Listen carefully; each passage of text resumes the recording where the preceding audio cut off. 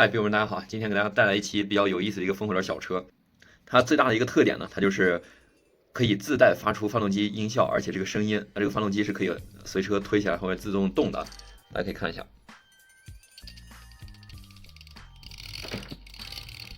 就是这个声音。而怎么做到的呢？其实是在它这个车轮这儿有这么一个凸起，两个车都有凸起。当凸起掠过这个发动机零件的翘片的时候，就会给它造成这种左右摆动的一个姿态了，也是非常有设计感的一个车。这个车呢，熟悉汽车文化的小伙伴应该都知道，这个应该是一个 lowrider 车型。它最大的特点呢，就是低趴的姿态，然后有车身这种彩绘，以及就是它比较浮夸的这种改装效果。从而呢，还有引申出来的另一个它的一个功能，就是这个跳跳车，它在这个前轮后轮安装了液压悬挂，这个可以实现这个车的尬舞。主要起源呢是在上世纪40-50年代，汽车在美国开始普及，然后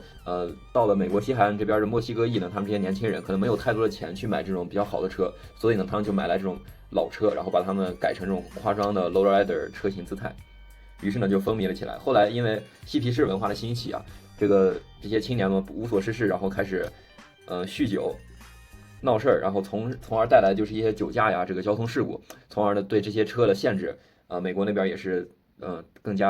限得更加严格了。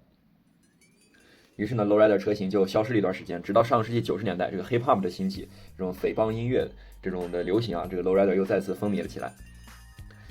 之所以挑出来这台车呢，就是第一次感觉到这个风火轮的这种设计还是真的比较走心的。同时，这台车具备了所有 lowrider 的这个特点啊。首先，低趴的造型，车身的彩绘，还有这种浮夸的这种发动机外露的设计。同时还带了这个前面的一个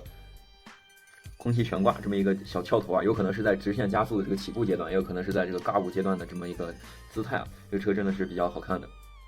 稍微看一下内部吧，它这个车前面是没有仪表的，这是空的，然后里面是就2个座椅，而且底盘都是前后保险杠都是这种镀铬的零件，非常还原了这种老车的一个姿态。大家在收风火轮的过程中还遇到哪些让你设计会让你感觉到眼前一亮的小车呢？欢迎评论区咱们分享交流一下。那今天这期视频呢就给大家简单拍到这里了。